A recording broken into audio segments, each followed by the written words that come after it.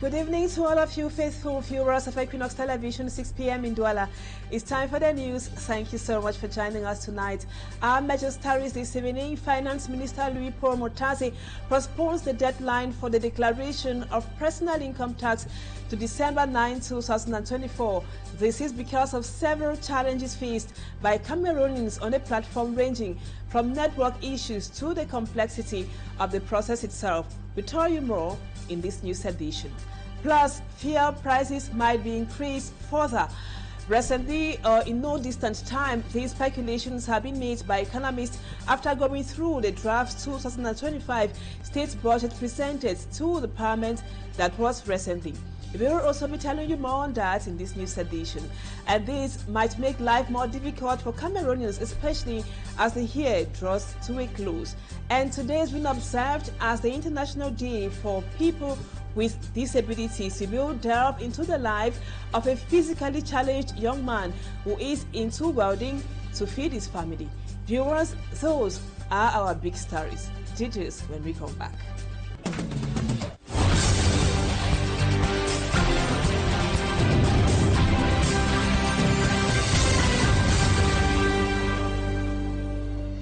Welcome back, viewers. Thank you so much for the confidence. Today has been observed as the International Day for People living with disabilities, and we take you to discover a physically disabled man, Elvis Foka, who is making use of his disability, that is positively. Elvis became disabled at the age of 8 due to poliomyelitis, but today he owns a workshop that attracts every passerby at the Bona Musadi neighborhood here in the economic capital, Douala. Smart Ndikan Gabriel now takes us to the Douala 5 division, subdivision, to meet Elvis Foka. Bona Musadi in the Douala 5 subdivision, one workshop stands tall with beautiful items, and they attract onlookers and inhabitants of the area. What they do here looks like imported items, but in reality, it's just done here. I pass here every day to the market, and I actually appreciate what I see. The flower jars, tables, and chairs are made by a physically disabled man named Elvis. He comes to work every morning by 8 a.m. But how are these jars done? I buy already used towels and transform them into flowers. I use both oil and normal paint to do the decoration. For the tables and chairs to be done, it takes enough time. We produce a chair for a restaurant according to the design on the board. The first phase is to bend the iron. For this to be realized, Elvis is forced to sit on the ground. First of all, the weight of the hammer, and we need to hit the iron while on the ground. Elvis, who is physically disabled, was attacked by poliomyelitis at the age of 8, and since then, his condition has never been the same again. I was at a handicap center where I was taught some handwork, and we were taught everything. Many will always want to stigmatize physically disabled people, but the wife of Elvis is not disturbed. I had in my family a friend who got married to a physically disabled man, and I watched them as they stayed together happily and struggled. So when I met my husband Elvis and he approached me, I loved him till date. They are now hoping to return to their base someday, but as it stands, Elvis and Josiane are having difficulties. Amongst them, lack of equipment. Courage to Elvis Foka. As it is usually said, disability is not inability. Over to one of our lead stories. Plans are on the way to increase fuel prices in Cameroon. The information is contained in the 2025 finance draft bill deposited in Parliament recently. The supposed increase comes at a time when Cameroonians are still struggling to meet up with the recent fuel price increase, which is having an adverse effect on livelihoods. Our reporter Immaculate Fogwe spoke to an economist who explains reasons for the subsidy cut and how it will affect livelihoods. Government of Cameroon is set to increase fuel prices come 2025 as it engages further subsidy cuts. This will be the third time that fuel subsidies are cut in accordance with the recommendations made by the International Monetary Fund (IMF). The decision, which will slash subvention by more than 90%, is contained in a draft finance bill for 2025 tabled in Parliament. Le super pourrait passer à 1015 francs. It is alleged that the price of a litre of fuel will cost 1,015 francs. Meantime, a bottle of cooking gas will be sold at 8,500 francs. This is terrible. How can a country like Cameroon, where fuel is produced, sell fuel at higher prices compared to other countries like Mali and Burkina Faso, where fuel is not produced? Are you aware that some people in Cameroon are paid 4,000 to 6,000 francs monthly as salary? How will they take care of their families with all what is happening? While some governments are struggling hard to ameliorate the conditions of their population, Cameroon is rather doing the reverse. Des gens ne peuvent même pas manger avec un salaire. According to the International Monetary Fund, the subsidy cuts will enable the government to use the resources in carrying out developmental projects, a decision greatly contested by an economist, Galvaris Ngojo. Les gens donnent toujours un certain embellissement, ce qu'ils disent notamment les barreaux de fonds. The IMF has been persuading the government to reduce fuel subsidies. IMF claims that the cuts will create room for productive investments. Since 2023, when they engaged the cuts, can you tell me which project has the government successfully carried out? Look at our roads. Even state buildings are in a deplorable state. I don't know why the government is bent on working with the IMF, whereas their collaboration is not bearing fruit. It's rather making the population to even become much more poorer. Beaucoup ont mis en chômage des milliers de Camerounais. Inflation rates are expected to increase next year, a situation that will further worsen the already difficult living conditions of Cameroonians. To another big story, the deadline for the declaration of personal income tax has once again been postponed to December 9, 2024 by the Minister for Finance, Louis-Paul Murtazi. This is due to several challenges faced by Cameroonians on the platform, ranging from network issues to the complexity of the process itself. Our reporter Lucille Yenguesia visited some taxation centers here in Douala and compiled this report for the news.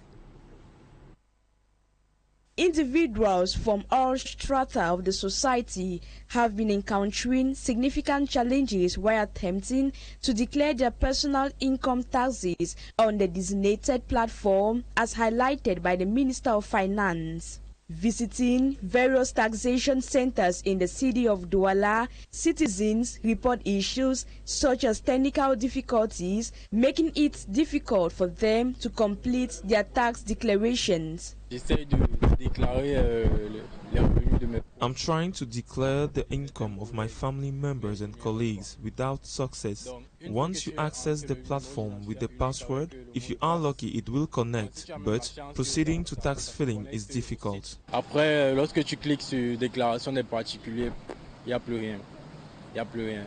Some Cameroonians also complain they are not fully informed. This has led to confusion and delay. However, if others find it challenging, a few have successfully submitted their PIT. The case of Javel Belinga, retired for 31 years now. A priori, ça me paraissait... At the beginning, it was strange to hear that someone on retirement is obliged to declare his PIT tax. Pendant votre période active, on a toujours... Because from the base, as a worker, you pay taxes. However, I told myself that maybe it is an initiative to increase revenue in the country. In response to these problems, the Minister of Finance has announced an extension for the declaration deadline to December 9. This is the third time the end date has been prolonged. The Archbishop of the Douala Archdiocese, His Grace Samuel Cleda, has again criticized the government of Cameroon over the poor economic situation of the country. He says a great proportion of the population live in abject poverty. In an interview with the Catholic television channel Veritas, Archbishop His Grace Samuel Cleda blames the situation on ills such as corruption, nepotism, and poor governance. Babila Jonathan with details. Vous voulez créer une société, une entreprise. Vous vous trouvez dans, n'est-ce pas, des situations tellement critiques. He is angry over the cumbersome procedures and corruption in the enterprise creation process in Cameroon. On vous réclame partout de l'argent, partout de ceci, partout de cela. Nepotism, commonly referred to as godfatherism, is another stumbling block decried by Archbishop Samuel Kleda. On va vous demander qui est votre parrain. Ce n'est pas normal. He says it is abnormal. Il faut transformer la mentalité des Camerounais dans ce domaine-là. And the way out is a mindset transformation to ensure that the right of all Cameroonians to work for their country is respected. Le problème, c'est comment mettre en place la politique. To His Grace Samuel Kleda, the solution to the poor economic situation of Cameroon and a good proportion of our population is the proper exploitation of the country's resources. Thus the question, est-ce qu'on n'a pas de dirigeants capables de dire, voilà. Don't we have leaders capable of organizing the resources for the benefit of all Cameroonians? We are sleeping beside these resources and lamenting in poverty. Et nous pleurons, nous disons nous sommes pauvres, à voir ce qui se passe aujourd'hui. With regards to what is happening, it is a shame for our country, a very rich country. Nos jeunes, our youth should not believe in the country, ne devraient pas.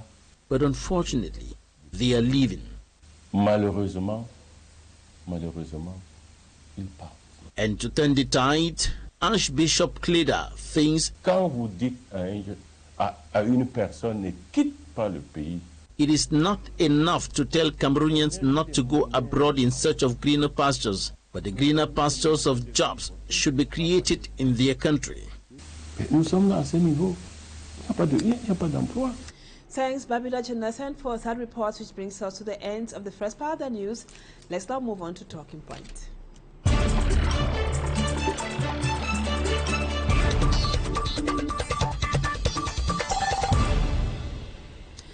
Welcome back, viewers. Our guest tonight is Theodore Njamsi. He is an economist. Thank you so much, Theodore, for accepting to be our guest tonight. And it's still a preoccupation to many, the personal income tax declaration. Several Cameroonians are still in awe while everyone, including the unemployed, have to declare their income. Now, you are an economist. Can you brief us more on what this means, that is declaring your personal income tax, and the necessity of doing that as a Cameroonian? Drive by the government for some time now. It's actually a provision of the 2001 finance law promulgated by the head of state. It's a rallying cry by the government for Cameroonians who earn personal incomes to declare their taxes at the Directorate General of Taxation. This could be done at the Directorate General itself. It could be done at the local taxation offices, online through with the help of numbers like 8200 and also WhatsApp numbers. So this is a campaign by the government encouraging or obliging those who earn wages or salaries, those who earn pensions, those who earn dividends, annuities, or other forms of movable incomes to declare their taxes through the tax filing and let the government have a clear idea of what is really going on with regards to the personal income taxes. This targets the over 12 categories of taxes that can be grouped under the personal income taxes and seek to ensure some traceability, accountability, transparency in tax reporting, tax management. It equally seeks to block or exploit the tax loopholes so as to increase the tax base of the state. So it's a campaign that the government seeks to have clarity on who is paying what and what is going on with regards to the taxation. Just to point out that it's about improving the database for more transparency and for proper management of the tax situation in the country by the Director General of Taxation. And now restoring the personal income tax and insisting on it at this moment when Cameroonians are crumbling under the weight of unemployment and severe economic crisis. Don't you think it is to strip Cameroonians the more of the little they still have to survive on? The timing too has been criticized by some quarters as being the fit regime and some sort of a flat tax, and that the timing is not the best. That's why at the moment when people are asking for declaration of assets by state officials, the common man is being held to a corner to declare his taxes. As we said a while ago, it's not about increasing taxes, it's about transparency. And initially, just a perspective here that the taxes were supposed to be declared on by the 15th of March. Push this year is about the 30th of June, and subsequently the 1st of September. It's about declaring the annual income taxation. No tax has been increased as we know, and there's been no call for that. So the economic realities are there. We hope that whatever happens, whatever income we have. About the moment, we know Cameroon has its own challenges. The economy has a lot of challenges too. High unemployment rates, high rate of poverty. The Prime Minister last week stated that the rate of inflation in the country is about 4.0%, and the economy grew by about 4.1%. These are challenging moments, yes, but just to point out that this tax declaration is not any announcement of tax increments, just about tax clarity. This is about the fourth time that the tax declaration campaign or the drive has been carried forward. Initially, it was 30th of June. Then on the 23rd of August, the Minister Louis Motazé again carried it forward to about the 1st of September, and we're talking about the 9th of September now. So the economic things are there. Yes. And now you begin the response somehow. There are also worries over government officials who, according to the Constitution, should declare their assets. But that is rarely respected, yet the poor masses are being obliged to declare and pay taxes on their income. How can you analyze the above as an economist? Very interesting question you've raised there. This Article 66, which talks of the declaration of personal property and assets by state authorities. We'll get there. We'll get there. That one, with the increasing drive towards transparency, at one point we'll get there because we're there, and some of those aspects are equally being handled, as I understand. For individuals to declare their taxes, in the society, it's normally difficult for people to really accept taxes, right, to pay their taxes and all whatnot. But those in the field of business are very much used to this. Those in the formal sector, because the informal sector is extremely difficult. So it's a rallying call by the government, and there's definitely a good reason why the government is doing that, as we mentioned ago, to ensure some transparency and some traceability in tax payment. And now, before we go, Mr. Njamsi, now, do you think Cameroon or Cameroonians are ready for all this procedure of declaring our income online with all the internet problems and all we have had or we have in the country? We just watched in Lucy Diengu a CS report where Cameroonians have been complaining of internet issues, making it really difficult for them to go through the process. So the question is, do you think we are really ready for it at this moment? It's been a challenging process, especially with the problems associated with internet disruptions, slow internet connections, and all whatnot. Even those who have used agents to help them through the process, who have found it very, very difficult. Some have taken a lot of time to get to that point. The minister, in his statement, made it clear that there was a lot of traffic, but he appreciated the rush by Cameroonians to have these taxes declared, and that's equally a reason why the day 2 had been carried forward. There were lots of pending applications that had not yet been completed at the 1st of December. So it is hoped that the internet speeds will be improved, the situation will be regularized, and the process will come to an end, and the government will be able to have the data to function the way it really intended to function. Thank you, Njamsi Theodore, for accepting to talk to us on Equinoxe Television tonight. Just to remind our viewers again, as you are an economist, and hope to have you some other time. Viewers, that was what we put together for you tonight on the news in the English language. Thank you so much for always being there. Don't go away. In about 10 minutes or so, Equinoxe Soir comes up live from Yaoundé, and the news in the French language comes up at 8 p.m. Stay with us on Equinoxe Television. Bye-bye for now, and see you again tomorrow, God willing, same time.